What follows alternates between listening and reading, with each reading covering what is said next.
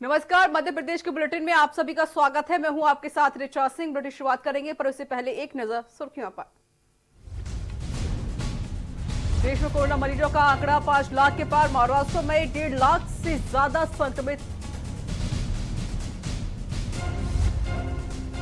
भोपाल में आज से किल कोरोना अभियान, 8 करोड़ से ज्यादा लोगों की होंगी स्क्रीनिंग। प्रदेश के बाकी जिलों में 1 जुलाई से चलेगा अभियान। दिल्ली में 21वें दिन फिर बढ़े तेल के दाम। पेट्रोल के दाम में 25 पैसे और डीजल के दाम में 21 पैसे बढ़े। नए रिकॉर्ड बनाने पड़ते। मध्य प्रदेश में कानून व्यवस्था को लेकर सरकार सख्त। गृह मंत्री ने पुलिस अफसरों संघ की बैठक, पुलिस मुख्यालय में की विभागीय समीक्षा। शाहजहांपुर में सैकड़ों टन गेहूं चढ़ा। बारिश की बीच खुले में रखा गेहूं भीगने से हुआ बर्बाद। जिम्मेदारों ने मामले से झाड़ा पल्ला। छिंदवाड़ा सोनसर में शराब दुकानों में वसूली का खेल। तय रेट से ज्यादा दामों पर बेची जा रही शराब मामले में प्रशासन ने साधी चुप्पी। आप देख रहे हैं के न्यूज, खबरों का सारथी। खबरों की शुरुआत करते हैं। देश में कोरोना वायरस के मामले लगातार बढ़ते जा रहे हैं। कोरोना वायरस का कहर इतना बढ़ चुका है कि संक्रमित मरीजों का आंकड़ा भी 5 लाख से ज्यादा हो चुका है। वहीं अब देश में कोरोना वायरस के कारण सबसे ज्यादा प्रभावित राज्य महाराष्ट्र में एक दिन में 5,000 से ज्यादा कोरोना वायरस के मरीजों की पुष्टि हुई है। स्वास्थ्य मंत्रालय के आधिकारिक आंकड़ों के मुताबिक देश में आज सुबह तक कोरोना वायरस के मरीजों की संख्या 4,90,401 थी। हालांकि देश में कोरोना वायरस के कारण सबसे ज्यादा प्रभावित राज्य महाराष्ट्र, दिल्ली और तमिलनाडु के ताजा आंकड़े जोड़ दिए जाएं तो देश में कोरोना वायरस के मरीजों की संख्या 5 लाख की संख्या को पार कर चुकी है।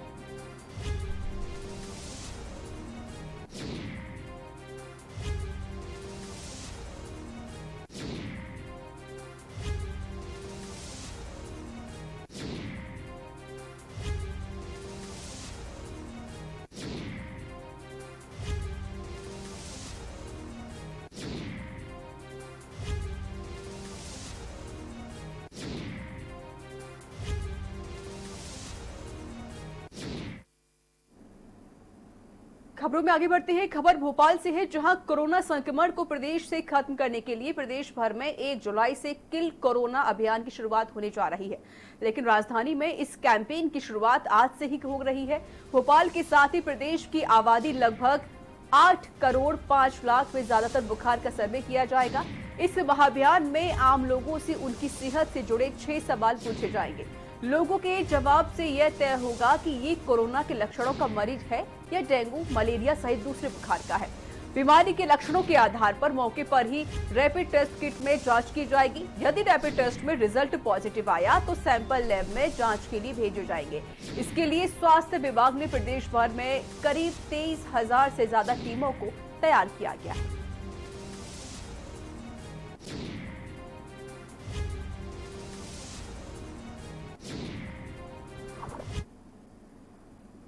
किसानों से लेकर ट्रक चलाने वालों के विरोध के बावजूद भी देश में पेट्रोल डीजल की कीमतों में लगातार बढ़ोतरी होती जा रही है। अंतर्राष्ट्रीय बाजार में कच्चे तेल की कीमतों में नरमी के बीच आज लगातार 21वें दिन डीजल की कीमतों में बढ़ोतरी हुई है।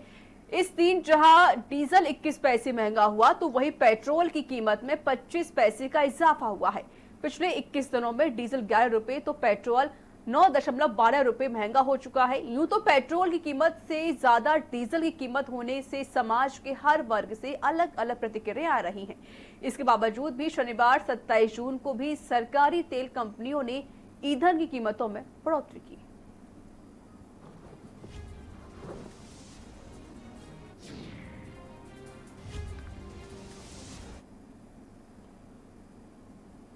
पूर्व मुख्यमंत्री कमलनाथ के भांजे की परेशानी कम होने का नाम नहीं ले रही है। शुक्रवार को रतुलपुरी के दिल्ली और नोएडा में कई ठिकाने पर छापे मारे गए, जहां पर रतुलपुरी पर पंजाब नेशनल बैंक और बैंकों के अन्य कंसोर्टियम के साथ ही 787 करोड़ रुपए की कथित धोखाधड़ी का आरोप है। वहीं इन सभी मामलों में कांग्रेस और बीजेपी दोनों पार्टियों के बयान सामने आ रहे हैं। मध्य प्रदेश कांग्रेस के प्रवक्ता नासिर इस्लाम ने साफ तौर पर कहा कि बीजेपी के पास केवल हताश होने के अलावा कुछ भी नहीं बचा हुआ है। आने वाले उपचुनाव में उनकी हार निश्चित है। इस कारण बीजेपी अपने खुद के काले धंधे को छुपाकर केंद्र का सहारा ले रही है। तो वहीं बीजेपी के प्रवक्ता राजपाल सिसोदिया ने साफ कह दिया है कि ये सब कमलनाथ के कर्मों का फल है, जो उनके भतीजे और उनके वित्तीय कार्यभार देखता था, आज उजागर हो गया है। इन दोनों ने मिलकर ना जाने कितने घोटाले मध्य प्रदेश में किए हैं।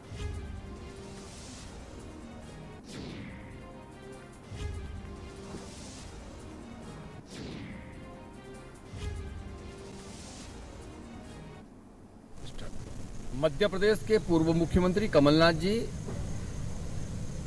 के परिजन, उनकी बहन और उनके भांजे रतुलपुरी के खिलाफ धोखाधड़ी, आपराधिक कदाचरण और आर्थिक मामलों में ईडी सहित सीबीआई ने बड़ी कार्रवाई करने का काम किया है। निश्चित तौर पर कमलनाथ जी के इशारे पर उनका पूरा वित्तीय प्रबंधन देखने वाले उनके भांजे रतुलपुरी, जिन्होंने मध्य प्रदेश में जो पिछले 1.5 वर्ष में लूटपाट मची थी, उस लूटपाट का हिसाब रखने वाले रतुलपुरी, उन्होंने करोड़ों हजारों करोड़ रुपए का जो है पंजाब नेशनल बैंक और अन्य बैंकों के साथ धोखाधड़ी करके और आर्थिक अनियमितता करने का काम किया है। अब बीजेपी बदले की भावना क्या, बीजेपी का तो जो उजड़ता चमन है, जो उन्होंने जनता को लूट कर, खसोट कर, खरीद कर जो बनाया है, उनको दिख रहा है कि ये उजड़ रहा है, जिसके कारण इनका केंद्रीय नेतृत्व से लेकर यहाँ शिवराज सिंह चौहान हो चाहे नरोत्तम मिश्रा हो, कितने घबराए नजर आते हैं। आप देखिएगा उनके किस तरह की बहकी बहकी बातें, घोषणा कुछ कर रहे हो, अमल कुछ हो रहा है। रायसेन में युवा कांग्रेस ने मध्य प्रदेश के राज्यपाल के नाम रायसेन एसडीएम को ज्ञापन सौंपा और कहा कि विदिशा विधायक शशांक भरगव के हुए मामले के दोषियों पर कड़ी से कड़ी कार्रवाई की जाए। वहीं युवा कांग्रेस के अध्यक्ष संदीप मालवीय ने कहा कि इस तरह की गुंडागर्दी करना सत्ता पाकर बहुत ही गलत है।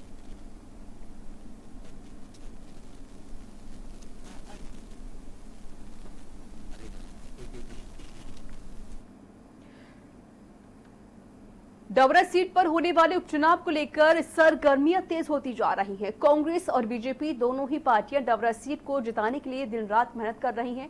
वहीं आज एआईसीसी के राष्ट्रीय सचिव कुलदीप, इंदौर डबरा विधानसभा प्रभारी मनोज त्रिवेदी, ग्वालियर ग्रामीण के अध्यक्ष अशोक सिंह, कार्यवाहक अध्यक्ष रंगनाथन तिवारी तथा जिला प्रवक्ता दिव्यांग द्विवेदी ने कांग्रेसी कार्यकर्ताओं के साथ डबरा में होने वाले उपचुनाव को लेकर एक बैठक की, जिसमें उन्होंने कार्यकर्ताओं को संबोधित करते हुए कहा कि हमें एकजुट होकर गांव-गांव जाना है और फिर से कमलनाथ सरकार बनानी है, क्योंकि हमारे साथ जो धोखा हुआ है उसका जवाब उन 22 विधायकों को देना होगा। कांग्रेस छोड़कर बीजेपी में शामिल हुए हैं। सूत्रों की माने तो कांग्रेस की तरफ से सबसे प्रबल दावेदार वृंदावन कोरी, सत्य प्रकाश सरसेड़िया और सूबेदार सिंह माने जा रहे हैं।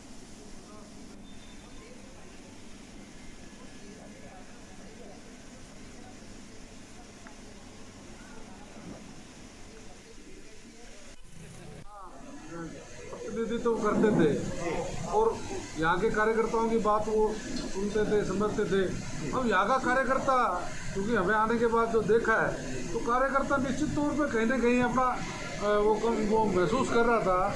उनका दबाव, उनका जो अपने मन मर्जी से यहाँ हुकूमत चलाना, मन मर्जी से जो उनकी हाजिरी में रहते थे उनको पद देना, उन लोगों को जिम्मेवारियां देना, तो कहीं ना कहीं कार्यकर्ताओं के जो टीस थी वो उभर के आ रही है। अब पता चल रहा है।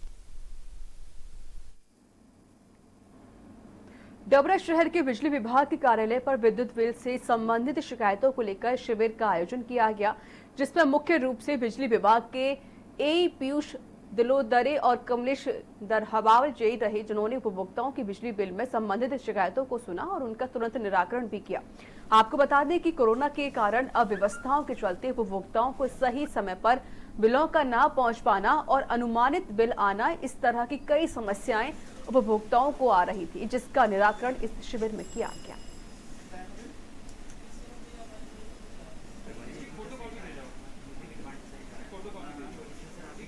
लॉकडाउन के दौरान 2 महीने से हम लोग प्रॉपर रीडिंग नहीं ले पाए हैं, तो कई लोगों के बिलों में समस्या आ रही है, किसी की रीडिंग ज़्यादा आ रही है, किसी की आंसर ज़्यादा आ रही है। तो उनको सबको सुधार करके उनको प्रॉपर रीडिंग के बिल दिए जा रहे हैं। और जो मुख्यमंत्री जी ने योजना का जो अभी लॉन्च की है, तो उसके तहत जो भी उनको लाभ दे सकते हैं उनको लाभ देकर बिलों का समाधान कर रहे हैं। संपत्ति के लालच में डबरा के रामगढ़ रोड वार्ड नंबर 16 में रहने वाले कलयुगी चाचा ने अपने सगे भतीजे और की हत्या कर दी और शव को नदी में फेंक दिया। पुलिस ने शक के आधार पर जब आरोपी से कड़ाई से पूछताछ की तो उसने हत्या करना स्वीकार कर लिया। पुलिस को नाबालिग का शव उसी के चाचा की निशानदेही पर रायगढ़ के जिले के सहारनपुर के पास नदी से बरामद की गई।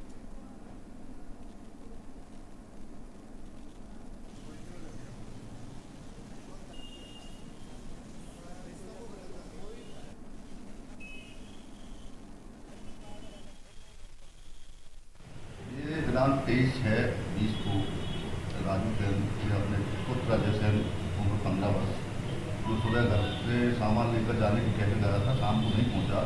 इन्होंने थाने पे आकर रिपोर्ट की, जिससे यहाँ थाना डबरा सिटी में अपराध पंजीबद्ध कर अनुसंधान में लिया गया। शिवनी के ग्रामीण अंचलों में चिट फंड कंपनियों के जालसाजी के अनेक मामले समय समय पर आते रहते हैं। आदिवासी अंचलों के उत्कल बैंक नामक कंपनी ने वर्ष 2016 में कई लोगों की गाड़ी कमाई पर हाथ साफ कर चंपत होने के मामले उजागर होने लगे हैं। जिले के धनोरा ब्लॉक के ग्राम सुनवरा की 75 साल की इमरती बाई और उसके पति अतहर यादव ने साल 2016 में जमीन बेची। 10,40,000 रुपए स्थानीय एजेंट विजय मिश्रा के माध्यम से उड़ीसा की बैंक कंपनी उत्कल बैंक में जमा कराए गए थे। साल के अंतिम माह में बैंक जमाकर्ताओं की रकम लेकर फरार हो गई और तब से बुजुर्ग महिला अपनी जमा रकम पाने के लिए दर दर भटक रही है।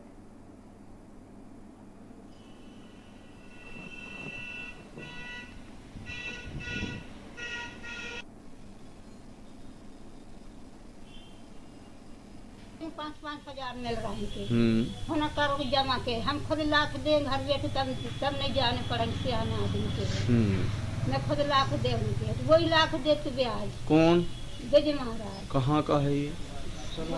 धनवारे के। अच्छा, कितने पैसे जमा किए हो?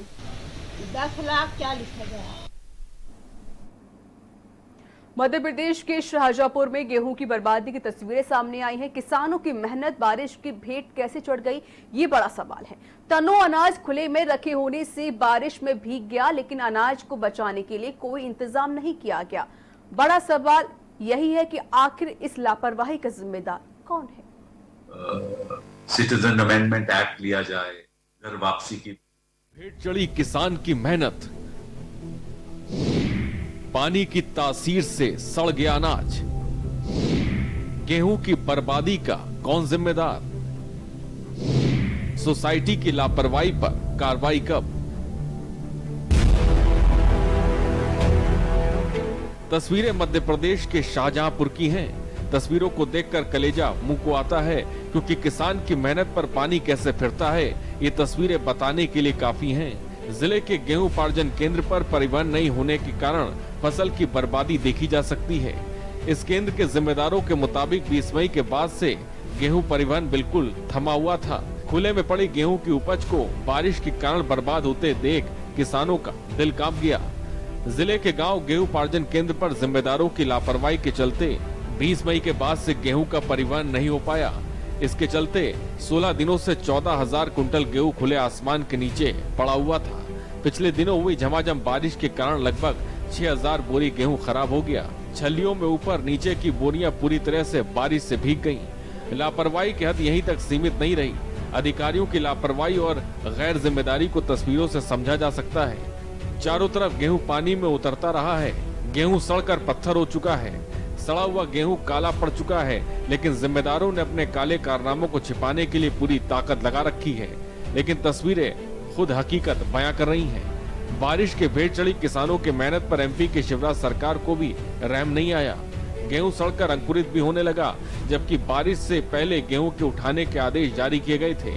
कोरोना संकट में जहां आम जनता दाने दाने को मोहताज है, लोगों को भरपेट अनाज देने के लिए सरकार पीडीएस सिस्टम को मजबूत कर रही है, तो वहीं दूसरी ओर सोसाइटी की लापरवाही सरकार के मंसूबों और गरीबों की भूख मिटाने वाले अनाज पर पानी फेर रही है। तस्वीरें जब कैमरे में कैद हुई तो जिम्मेदार कार्रवाई की बात कर रही हैं।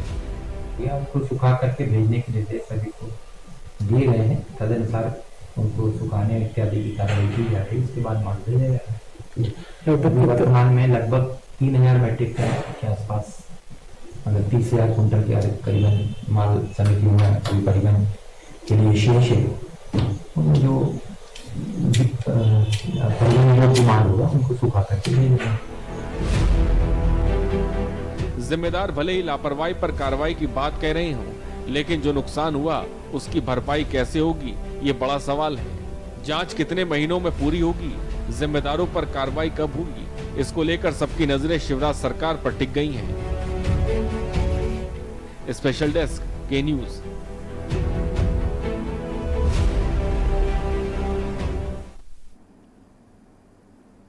और यहाँ वक्त एक छोटे से ब्रेक का हो चला है। ब्रेक के बाद जल्द हाजिर होंगे।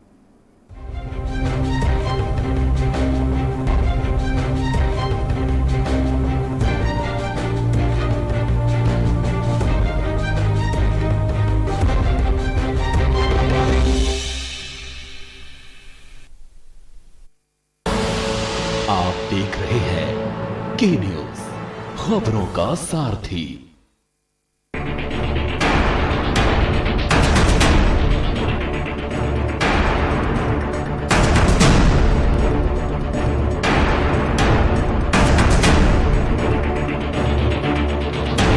₹20 की डिमांड हुई। 18 लाख रुपए इकट्ठा हो पाए पुलिस वालों की हद ही।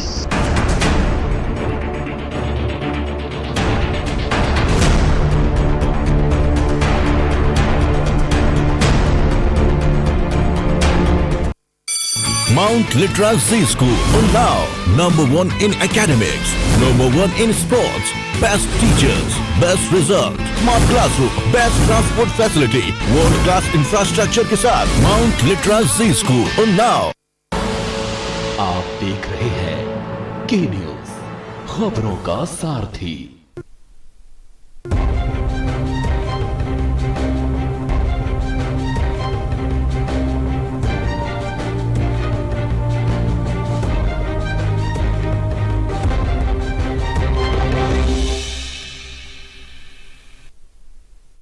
ब्रेक के बाद स्वागत है। खबरों में आगे बढ़ते हैं। सिलवानी उदयपुरा को जोड़ने वाला तोंदोनी नदी का पुल क्षतिग्रस्त हो चुका है। इस पुल की रॉड तक दिखने लगी है, यहां तक कि प्लास्टर उखड़ने लगा है। बारिश में नदी का तेज बहाव हो जाता है, जिससे कभी भी यह पुल गिर सकता है। जबकि इसकी जानकारी शासन प्रशासन को भी है, पर अभी तक इस पुल की मरम्मत का कोई इंतजाम नहीं कराया गया। जबकि इस पुल पर रेत से भरे डंपर भी निकलते हैं, वहीं यात्री भरी बसें भी निकलती हैं। प्रशासन बड़े हादसे का इंतजार कर रहा है।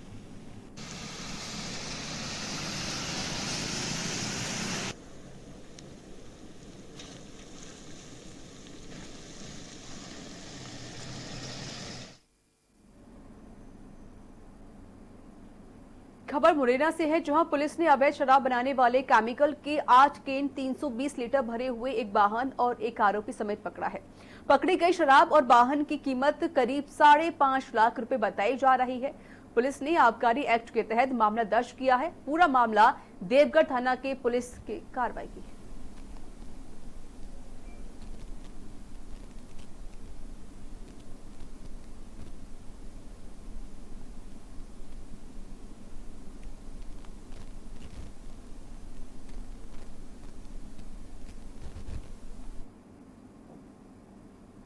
विकासखंड जुन्नार देव के थाना नवेगांव के अंतर्गत आने वाले ग्राम घाना उमरी की भोसाई नदी में दमुआ से मुल्ताई मार्ग ने पूरी तरह कनेक्शन तोड़ा, जिसको लेकर प्रतिवर्ष बारिश के मौसम में यह नदी एक मुसीबत बन जाती है। बता दें, बारिश में दमुआ से मुल्ताई मार्ग पूरी तरह से बंद हो जाता है। कोई दूसरा मार्ग न होने के कारण स्थानीय लोगों को दिक्कतों का सामना करना पड़ता है। कुछ दिनों पहले इसके लिए धरना प्रदर्शन भी किया गया था, लेकिन प्रशासन को अभी तक कोई जानकारी नहीं मिल पाई और पुलिस प्रशासन ने कोई सुध नहीं ली है।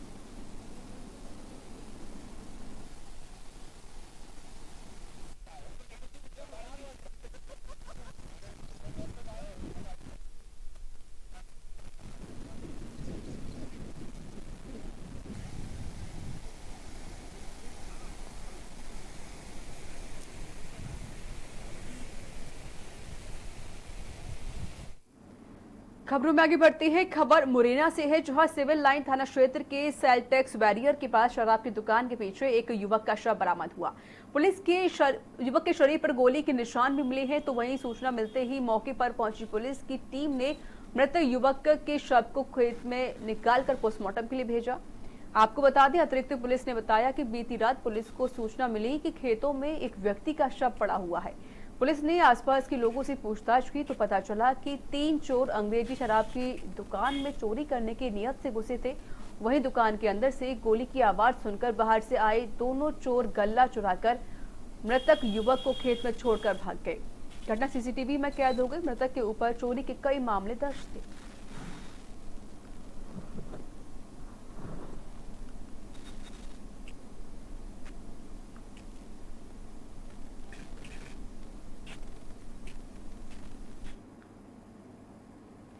छिंदवाड़ा जिले के मोहखेड़ विकासखंड के ग्राम सिरकुही में 3 साल पहले लगभग 48,91,000 लाख रुपए की राशि में कराए जा रहे तालाब निर्माण में मनमानी की जा रही है।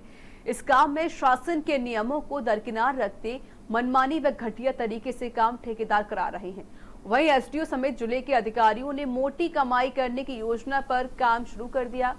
ठेकेदार द्वारा तालाब की गहराई और उसकी पटल भराई में लापरवाही की जा रही है। आपको बता दें, निर्माण स्थल की जमीन की मिट्टी खोदकर और वहां से निकाले पत्थरों को ही डालकर काम कराया जा रहा है, जबकि टेंडर की शर्तों के अनुसार इसमें रेत और आरबीएम का भराव भी किया जाना था। इससे मजबूती बनी रहती है। सरकारी जमीन से ही मिट्टी व पत्थर निकालकर तालाब में पुराव करके राजस्व की चोरी भी की जा रही है। इस तरह से इस काम में गुणवत्ता को लेकर सवाल भी उठने लगे हैं। वहीं ग्रामीणों का कहना है कि ठेकेदार व विभाग की मिलीभगत से शासकीय कार्य में गुणवत्ता से खिलवाड़ किया जा रहा है।